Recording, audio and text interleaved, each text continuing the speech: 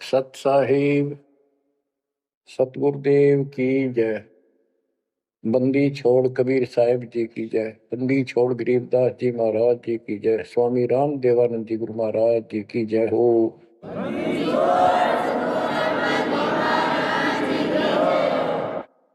सर्व संतों की जय, सर्व भक्तों की जय, धर्मी पुरुषों की जय। श्री काशी धाम की जय, श्री सुडानी धाम की जय, श्री क्रोथा धाम की जय, श्री बरवाड़ा धाम की जय। सत साहिब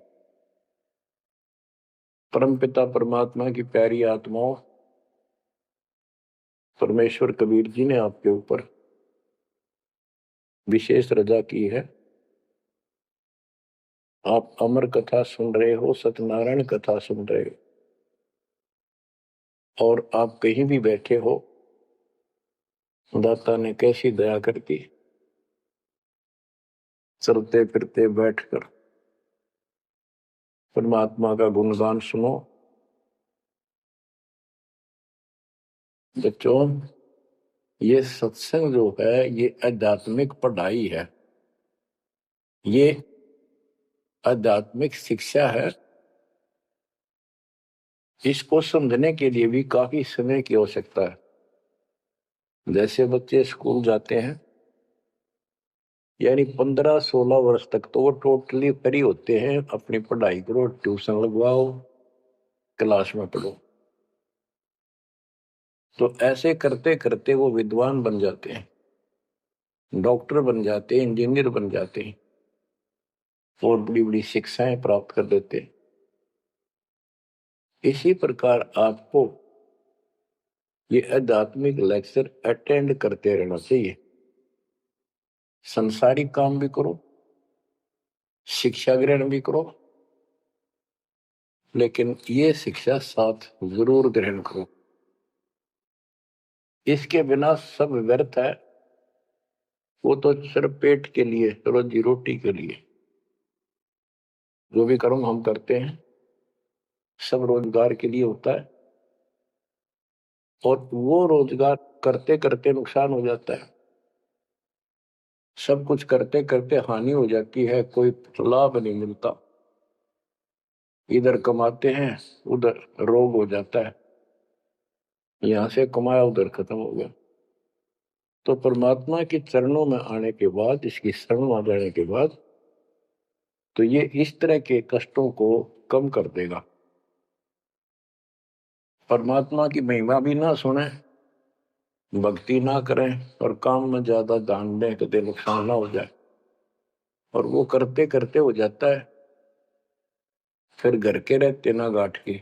इसलिए काम अवश्य करो, पर इसमें नागा ना करो। परमात्मा की महिमा अवश्य सुनो और भक्ति डेली करो। सुबह दोपहर शाम के परमात्मा की स्तुति। आजकल तो अनपढ़ भी कर सकते हैं, मोबाइल घर घर है, उसमें लगाओ आरती सुबह दोपहर शाम की, आराम से सुनो। काम भी करते रहो, खाना बना रहे हो, आरती चल रही है, बहुत बढ़िया, ध्यान आरती में रहेगा। जैसे ड्राइवर गाड़ी चलाते हैं, ड्राइविंग तो बहुत सावधानी का काम होता है, लेकिन उसमें बातें करते रहते हैं, वो चलाता भी रहता है। इसी प्रकार इस समय का ऐसे सदुपयोग करो, श्रवण भी करो, गाड़ी भी चलाओ, तो आरती भी लगा लो। उसके अंदर चलते रहो, सुनते रहो। तो परमात्मा ने आपके ऊपर रजा करने में कसर नहीं छोड़ रखी। और अब आप भी चौकस हो जाओ, सतर्क हो जाओ, समर्पित और दृढ़ हो जाओ। तो बच्चों, ये है वो तत्व ज्ञान। और अभी तक तो हमारे को अध्यात्म का सिर पैर भी ज्ञान नहीं था। और जब तक बच्चों हमें विश्वास नहीं होता कि परमात्मा कौन है, इसका प्रमाण कहाँ है, कहाँ प्रूफ है, और हमारी आत्मा इस बात को नहीं स्वीकार कर लेती क्या सचमुच यही सत्य है, तब तक हम भक्ति भी करते रहते हैं और आत्मा अस्थिर रहती है, मन अस्थिर रहता है, कोई भी कोई साधना बताता है, हम उसी को करने के लिए तत्पर हो जाते हैं। वो पहले वाली तो छोड़ते नहीं, और भी शुरू कर देते, क्योंकि हमें चाह है परम पिता की।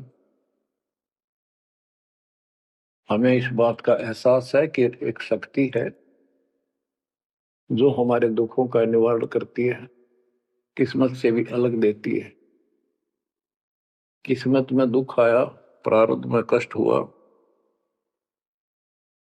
तो हम उसके निवारण के लिए किधर झाड़ फूक वालों के पास, कहीं हाथ दिखाने गए, कहीं पहाड़ों पर किसी ने बताया वहां गए, व्रत रखने को कहा वो रखा।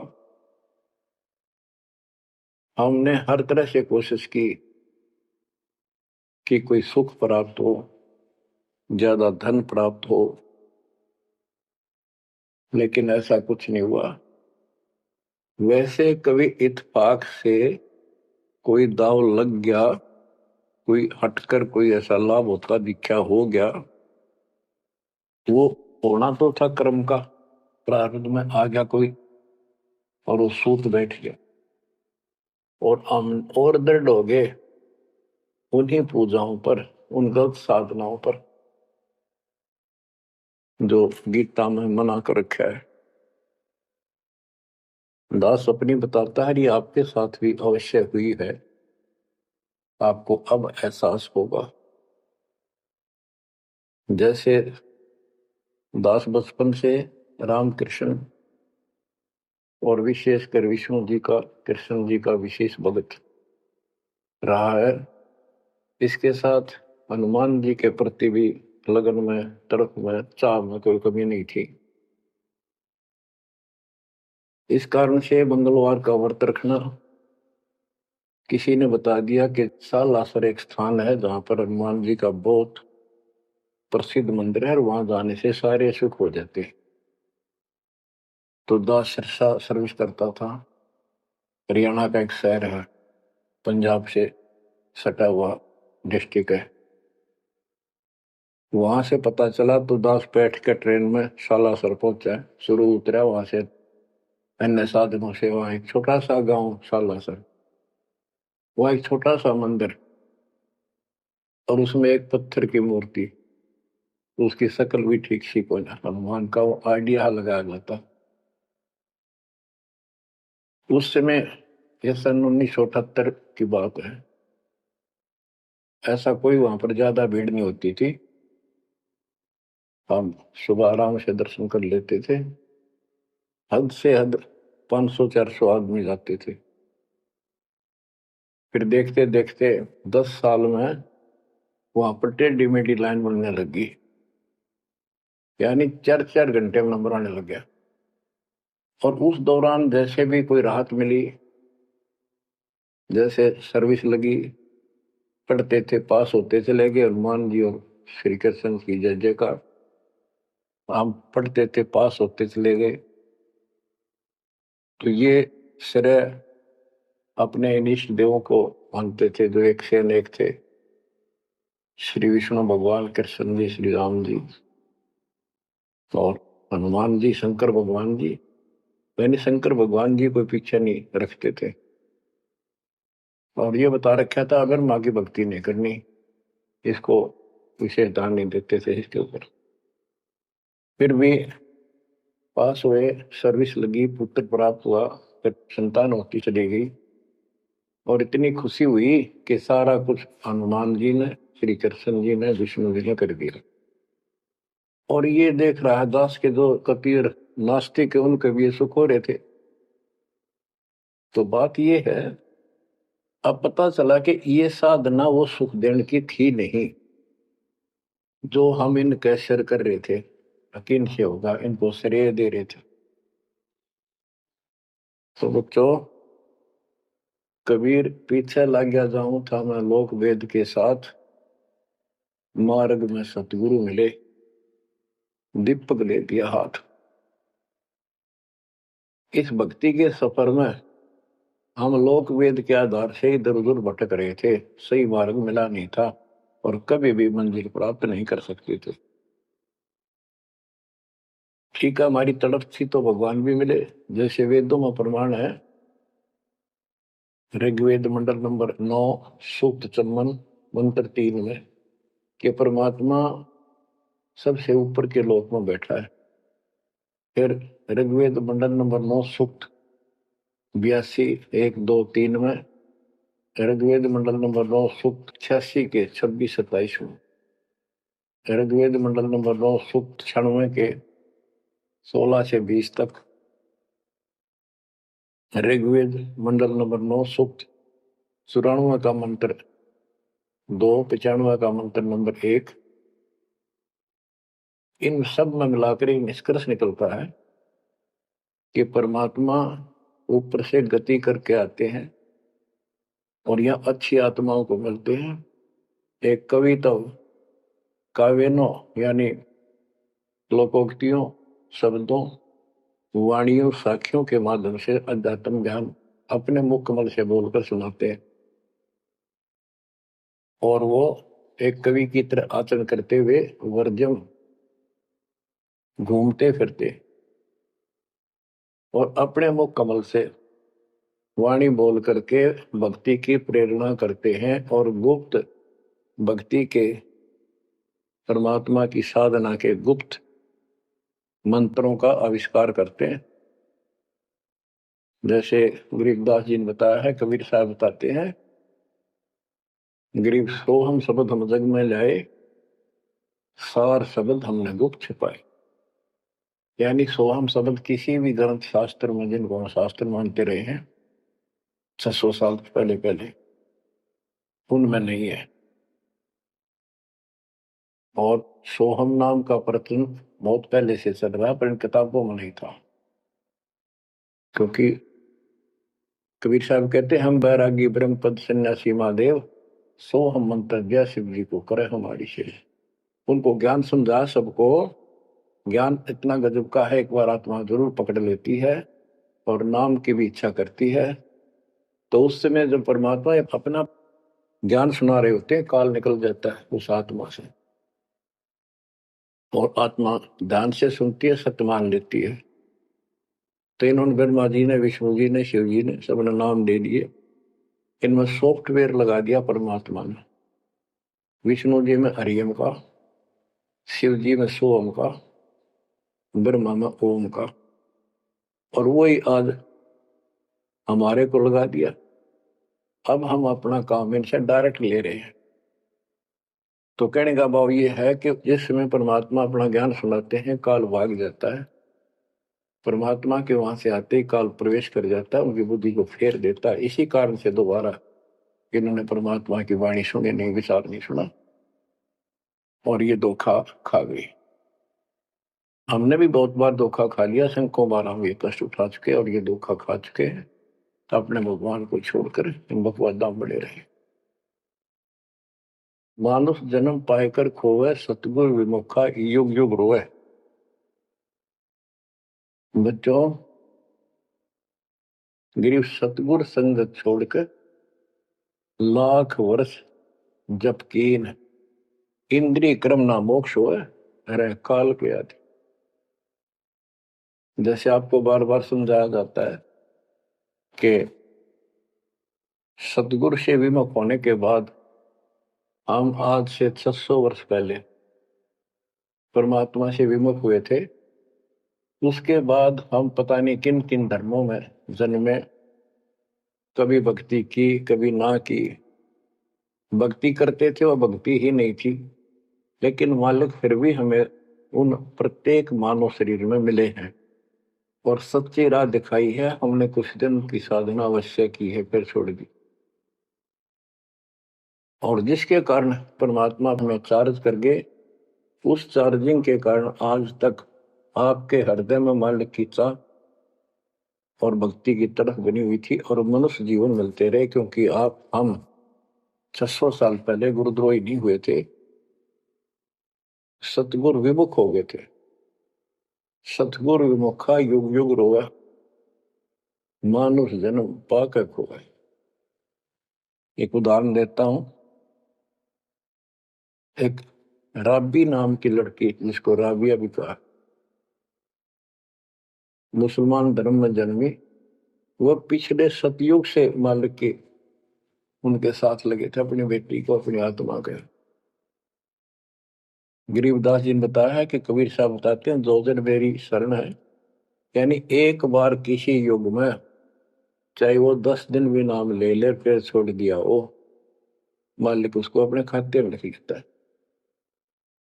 और फिर उसको धीरे धीरे धीरे धीरे देखो, अपने पिता को देखो हमारे लिए कितना कष्ट उठा रहे, उसको धीरे धीरे चार्ज करते रहते हैं, चार्ज करते रहते हैं, भक्ति की तरफ जन्म जन्मांतर बढ़ाते रहते हैं।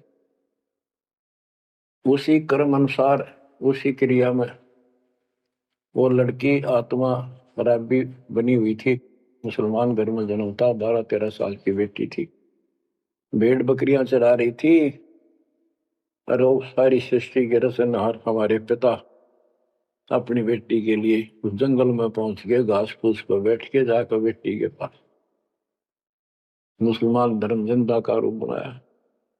हमारे अंदर एक धर्म कर्म की ये भी एक समस्या है कि हम अपने धर्म वालों को महत्व देते हैं, दूसरों से नफरत करते हैं, ये काल की चाल है। इसलिए दाता सौ सब क्षेत्र में करूं अपने धन के काज, हिरण्यकशिपु जो मार दूं नरसिंह के साथ। अब्राहिम सुल्तान दम के बंदी बन के चले गए, एक नौकरानी बन के चले गए। क्या पड़ा था उनको? कोरडे खाए, नौकर बने, अपने बच्चे को नरक से निकालने के लिए कि तुम बालक को बुद्धि छोटी है, बच्चे की बुद्धि इतना काम नहीं करती, इस ज्ञान से आपकी बुद्धि विकसित होगी, आप कुछ दिनों में संकेत समझने लग जाओ। अब जैसे राबी को मालिक ने समझाया, तो बच्चों परमात्मा अपने उस बेटी उस आत्मा के राबिया के पास जाकर बैठ के जंगल में गर्मी सर्दी घास फूस के ऊपर बैठ के और उसको समझाने लगे, बेटी भक्ति किया करो। तो बच्ची थी, जैसे उस धर्म के अंदर जन्मी थी, उसमें जो साधना बताते थे उसको कहती कि हम करते हैं, ऐसे करते हैं, नमाज करते हैं, ईद बकरीद मनाते हैं। तो परमात्मा ने उनको काफी समझा, कई दिन लगातार जाते रहे, फिर चले जाते फिर आ जाते। अंत में लड़की ने स्वीकार कर लिया, भगवान मुझे वो सच्चा राह बता दो जिससे मोक्ष मिले। परमात्मा ने उनको मंत्र दिए, ये मंत्र दे दिए पांचों, लेकिन ये नहीं बताया ये किस किस के हैं, क्योंकि इसके बताने की जरूरत भी नहीं है। या तो चाबी है, किसी भी खजाने की है या कोई और सामान वाले की है, उस ताले के लाओ खुल जाएगा और उसमें जो सामान है आपको मिल जाएगा। फिर भी याद होना आवश्यक है कि ये इसमें यू सामान है, इसमें यह सामान है। तो लड़की ने कुछ दिन मालिक की साधना की, 4 वर्ष। उसके बाद समाज के दरबाव में शानी होगी, उसने यहां तक फैसला कर लिया कि ये तो संस्कार बढ़ते चले जाते हैं, शादी ही नहीं कराऊंगी, विवाह नहीं कराऊंगी। उसने निकाह करने से मना कर दिया। माँ बाप ने कोशिश की, लेकिन बिल्कुल स्पष्ट शब्दों में कह दिया, मैं विवाह नहीं करूंगी, मैं अल्लाह खुदा को प्राप्त करूंगी। माँ बाप परेशान हो गए कि बच्ची है, इसने तो जिद लगा ली, और इसका जीवन कैसे पार होगा, कैसे पास होगा, तो हो ही नहीं सकता।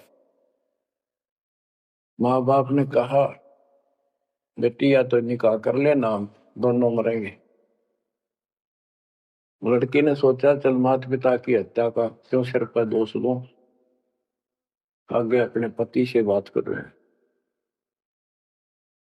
निकाह हो गया। मुसलमानों के अंदर लड़की से अपनी राय पूछी जाती है विवाह के समय कि क्या आपको ये निकाह कबूल है।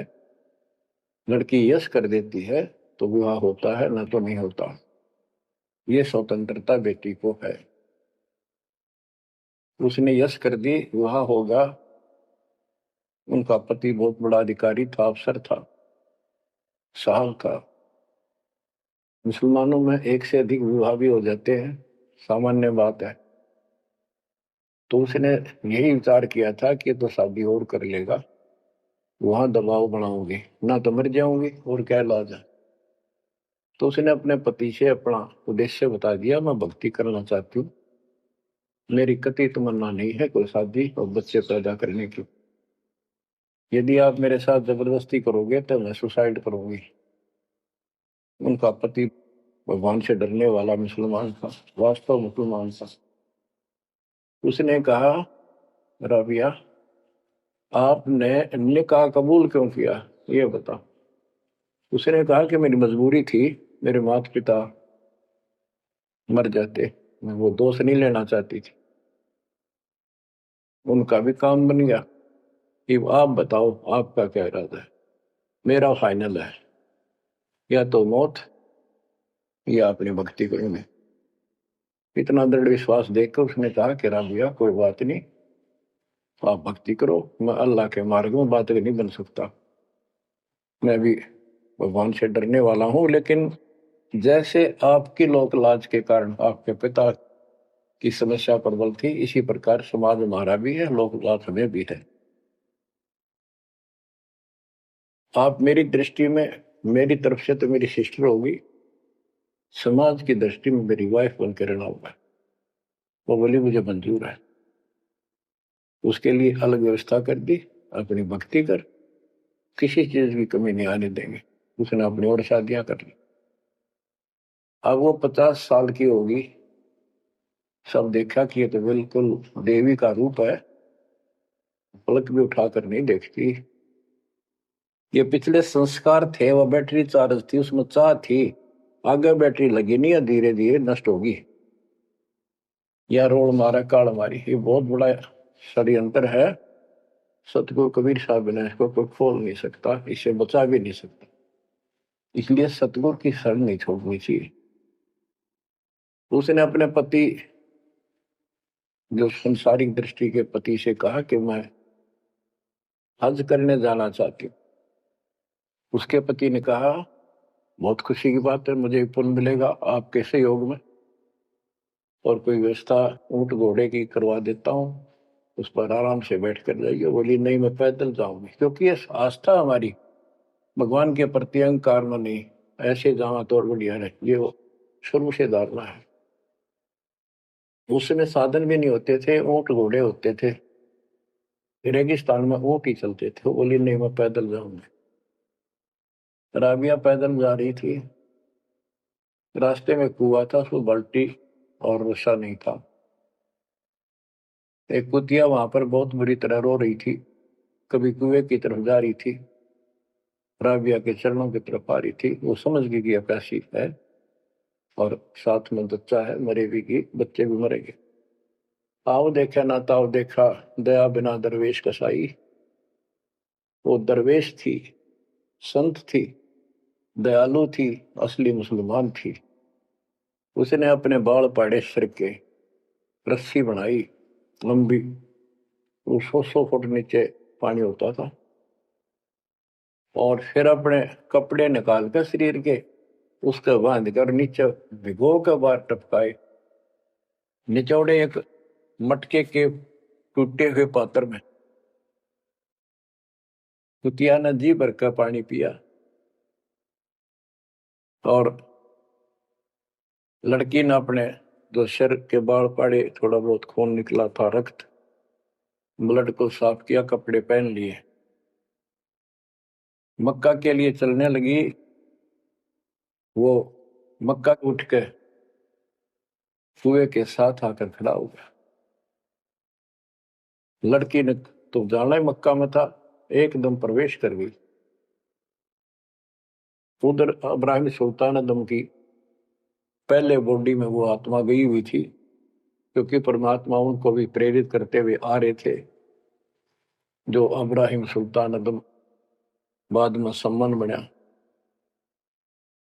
तो जिनको ये ज्ञान हो जाता था, वो अपने धार्मिक मेलों में जरूर जाते थे औरों को समझाने के लिए। तो इब्राहिम सुल्तान अब्दुल गालिब आत्मा वहां गई हुई थी, लोगों में चर्चा हुई, वे मक्का गया कहाँ। हद होगी, मंदिर ही नहीं है यहाँ पर।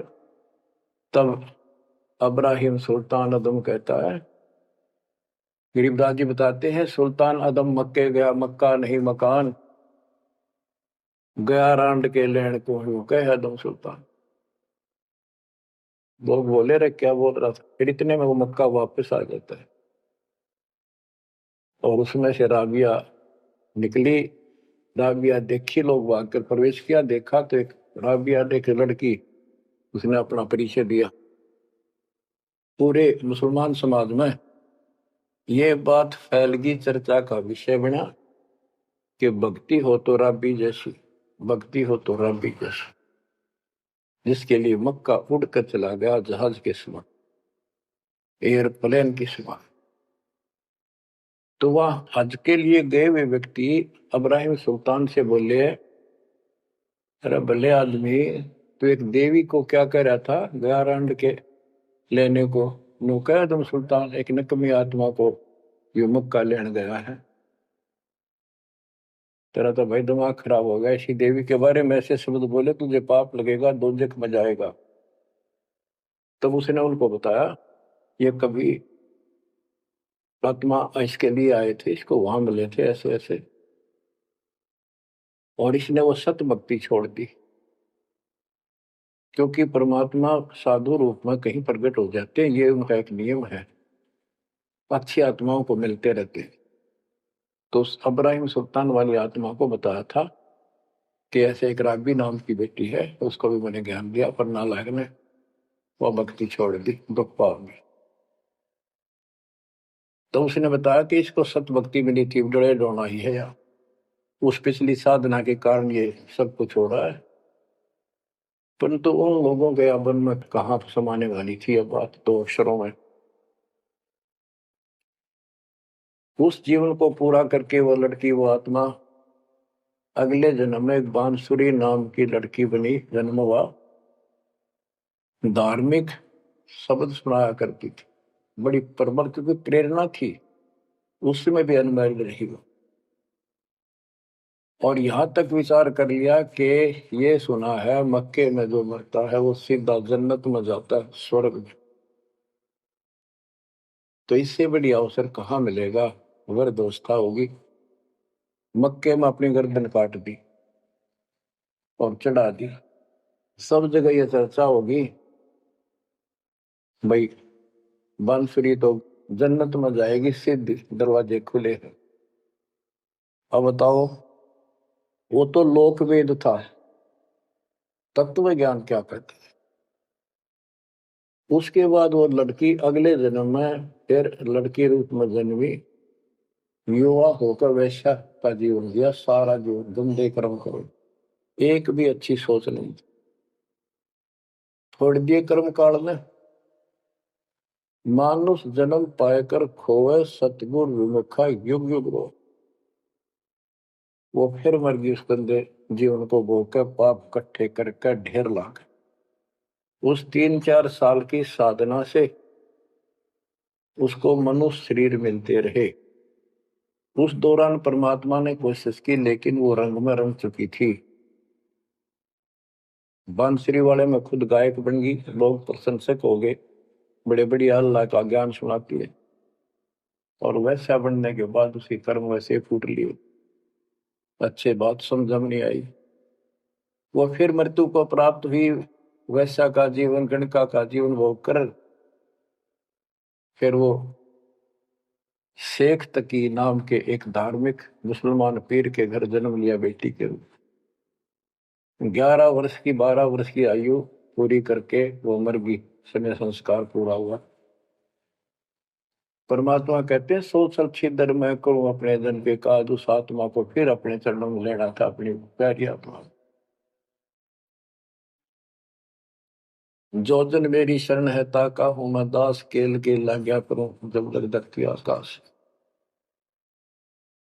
तो कारण बनाया, शेख तकी के मन में ये धारणा पैदा की कि राजा सिकंदर लोदी से, जो उसका धार्मिक पीर था शेख तकी, उसने कहा कि आप कहते हो, इसने कबीर ने रामानंद जी को जीवित कर दिया, गर्दन काट दी थी आपने, और आपका जलन का रोग ठीक कर दिया। कमाल जिंदा कर दिया।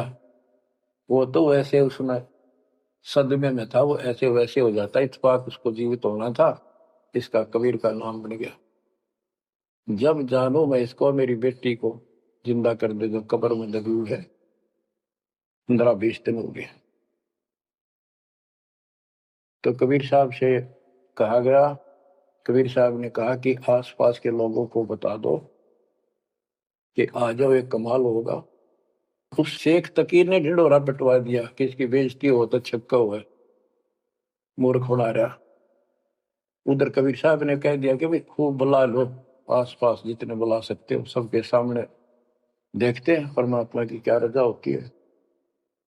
हजारों व्यक्तियों के सामने कब्र फुलवा दी, उसमें 100 पड़ा था। कबीर साहब ने कहा एक शेख तकी की बेटी जीवित हो जा, लड़की नहीं जीवित हुई। फिर दोबारा कहा, फिर भी जीवित नहीं हुई। शेख तकी नाचन लग गया, खुल गई पोल डोगी की।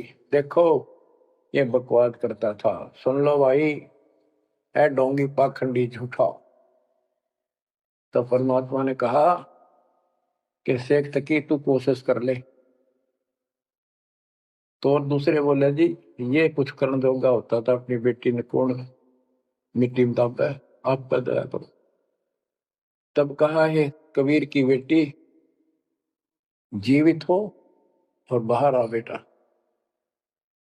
इतना ही कहना था, सारा शरीर में कंपन हुई, डेड बॉडी जीवित होगी, और उठ के बेटी बाहर आ गई।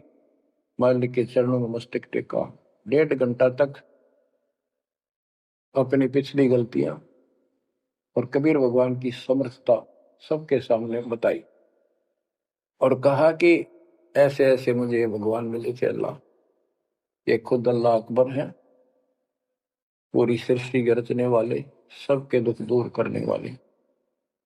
मेरे कर्म फूट गए, मैं इनको छोड़कर ऐसे ऐसे गंदे जीवन जी के मैं आज फिर इनकी कृपा हुई, मेरे जीवन शेष नहीं था।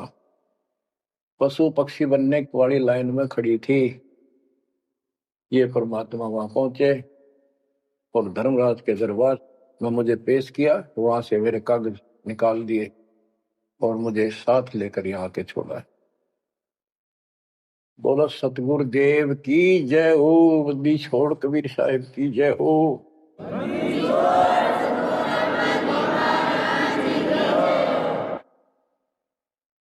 तो कबीर साहब ने कहा बेटी जा अपने पिता के साथ, शेख तकी के साथ। तो बेटी बोली मुझे अपना पिता मिल गया, अपना मालिक मिल गया, इस कर मेरा संस्कार इतना ही था। आप मेरे पिता हो, सारी सृष्टि के मालिक हो, मैं तो आपके साथ रहूं।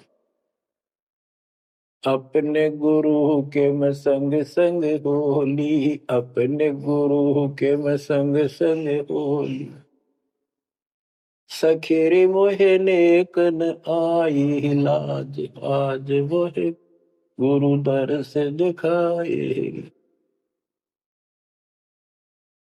बच्चों यह बात तो बनेगी ऐसे ही।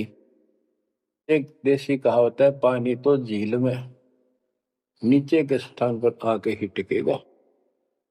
वैसे पलट में कितना ऊंचा चढ़ जाए लेकिन टिकेगा वहीं आके। मन का तूफान बकवादों का, कहीं धक्के खा लो, आके बात बनेगी सतगुरु शरण। गरीबदास जी कहते गरीब सतगुरु संगत छोड़कर लाख वर्ष जबकि इंद्रिय कर्म ना मोक्ष हो, रहे काल के आखी है। सतगुरु पूर्ण संत की संगत छोड़कर चाहे लाख वर्ष तक ये जप करते रहियो, चाहे ये जाप करते रहना, इसका कोई यूज नहीं होगा, क्योंकि कनेक्शन कट चुका होगा, मर्यादा भंग होगी। गुरु बिन माला फेरते, गुरु बिन देते दान, गुरु बिन दोनों निष्फल है, वो व्यर्थ जाएंगे। तो बच्चों परमात्मा हमारे लिए भटक रहे हैं, इन पिछली गलतियों से सबक लो,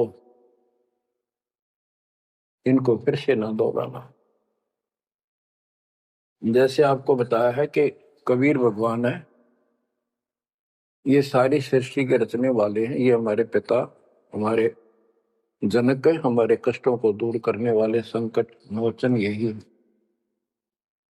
लेकिन हम इनको छोड़कर अन्य उपासना करते रहे हैं। जैसे गीता अध्याय 16 श्लोक 23 और 24 में स्पष्ट कर दिया है कि शास्त्र विधि को त्याग कर जो अपनी मर्जी से, इच्छा से मनमाना आचरण करते, मनमानी साधनाएं करते हैं जो शास्त्रों में प्रमाणित नहीं है, उनको न तो कोई सुख हो, न कोई सिद्धि प्राप्त हो, कार्य सिद्ध हो जिससे, और न उनकी गति यानी मोक्ष हो। तो भक्ति करते इसी के लिए है। ये तीनों नहीं हुए तो उस भक्ति का फायदा क्या, डरे ढोने वाली बात। तो बच्चों, आपको बताया सभी वेदों और ग्रंथों से सिद्ध कर दिया कि कबीर भगवान है। वेदों को तो पूरा विश्व मानता है और हिंदू समाज तो इस पे कुर्बान है। उसके बाद दूसरा नंबर गीता, वेदों से भी प्रथम आ चुकी है वर्तमान में, क्योंकि इसमें ज्ञान बिल्कुल संक्षिप्त में और बहुत त्रिपाई सीरीज में। तो इसलिए इनमें सबसे आपको प्रमाणित कर दिया कि कौन सी भक्ति करनी है, कौन सी ना करनी है। गीता अध्याय 16 के 23 में तो बता ही दिया कि शास्त्र विधि को त्याग कर मैं आचरण करते हैं, उनको कोई यूज नहीं। 24 में कहा कि इससे तेरे लिए अर्जुन शास्त्र ही प्रमाण है, कर्तव्य जो साधना करने योग्य है और अकर्तव्य जो ना करने वाली है, इन्हीं के आधार से करो। गीता अध्याय 9 श्लोक 25 में कहा कि भूत पूजने वाले भूतों को प्राप्त होंगे, पितर पूजने वाले पितरों को प्राप्त होंगे, देवताओं की भक्ति करने वाले देवताओं को प्राप्त होंगे, और मेरी भक्ति करने वाला मुझे प्राप्त होगा। अपनी साधना का पूरी गीता में 8वें अध्याय के 13वें श्लोक में एक मंत्र बताया है, ओम इति एक अक्षर ब्रह्म व्यवहारण माम अनुसमरण यह प्रयाति तजन देव से याति प्रभाव। मुझ ब्रह्म का केवल एक ही मंत्र है जिसका जाप करना अंतिम शास्त्र जो इसकी साधना करता है वो मेरे से, इस ओम से प्राप्त होने वाली गति को प्राप्त होता है। वो गति कौन सी है, इसके लिए आपको, क्योंकि ये एक लेक्चर है, पीरियड है जो दास आपको दे रहा है, और इसमें टीचर पहले दिन से लेकर 1 साल तक यह पढ़ावा है, तब जाकर के बच्चों के दिल में स्वभावत है। 100 बार पढ़ा ले तो भी पढ़नी पड़ती है, तभी उसके ऊपर विश्वास उतर जाता है, वो हृदय में जम जाती है। श्री देवी भागवत के 6ठे स्कंद में हिमालय राजा को देवी, वो देवी का परम भगत था, कुछ बातें नहीं हो रही थी, तो उसने कहा मुझे मोक्ष दो, धन तो बहुत दे दिया आपने। तो उसने कहा मोक्ष, ये झूठ बोले न, ज्ञान तो है नहीं, और उस भक्ति का ज्ञान इनको, क्योंकि इन्होंने वो खत्म कर दिया जो मूल ज्ञान था, सूक्ष्म वेद का वो पार्ट हिस्सा। तो इसने कहा कि ओम का जाप कर, राजा हिमालय से श्री देवी ने कहा, दुर्गा ने, ओम का जाप कर और सब बात छोड़ दे, वो ब्रह्म दिव्य आकाश रूपी ब्रह्म लोक में रहता, उस ब्रह्म को प्राप्त हो जाओगे, तुम्हारा कल्याण हो।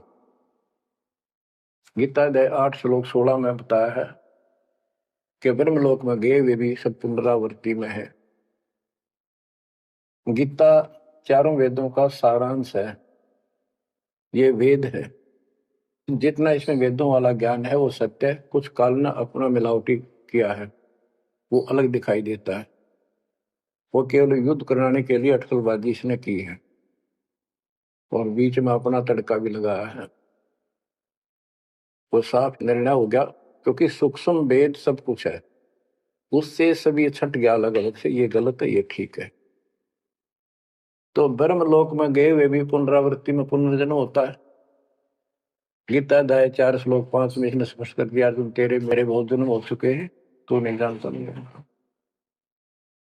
गीता अध्याय 2 श्लोक 12 में यही 10 के 2 में बताया कि मेरी उत्पत्ति तो हुई है, लेकिन ये ऋषि देवता नहीं जानते, क्योंकि ये मेरे से उत्पन्न हुए। फिर उस ज्ञान को जैसे जहां से शुरुआत हुई थी कि परमात्मा सतलोक से सबसे ऊपर के लोक में रहता, वहां से चलकर गति करके आता है, अपना सच्चा ज्ञातम ज्ञान खुद बोलकर बताता है। गीता अध्याय 4 श्लोक 32 में, ये कोड वर्डों में है गीता ज्यादातर, उसमें बताया कि जो ज्ञान ब्रह्मणे मुखे सचिदानंद घन ब्रह्म ने अपने मुख कमल से बोली वाणी में बोला है, उस वाणी में विस्तार के साथ लिखा है, उससे ये पूर्ण मोक्ष होगा, फिर कभी जन्म मरण नहीं होता। उसके बारे में चौथे अध्याय के 34वें श्लोक में कहा है कि उस ज्ञान को तत्वदर्शी संतों के पास जाकर समझ, उनको दंडवत प्रणाम करने से, कपट छोड़कर उनकी सेवा करने से वो तत्वदर्शी संत जे तत्व ज्ञान का उपदेश करेंगे। गीता अध्याय 15 श्लोक 1 में स्पष्ट कर दिया है, जो इस उल्टे लटके हुए संसार रूपी वृक्ष के सभी विभाग का नारा नारा ज्ञान बता देता, सभी विभागों का पार्षद सवेदवित व वेद के तात्पर्य को जानने वाला है। गीता अध्याय 15 श्लोक 4 में कहा है कि उस तत्व ज्ञान के प्राप्त होने के पश्चात उस तत्व ज्ञान रूपी शस्त्र से इस अज्ञान को काट कर, यानी तत्व ज्ञान को ठीक से समझकर उसके पश्चात परमेश्वर के उस परम पद की खोज करनी चाहिए, जहां जाने के बाद साधक फिर लौटकर संसार में कभी नहीं आते,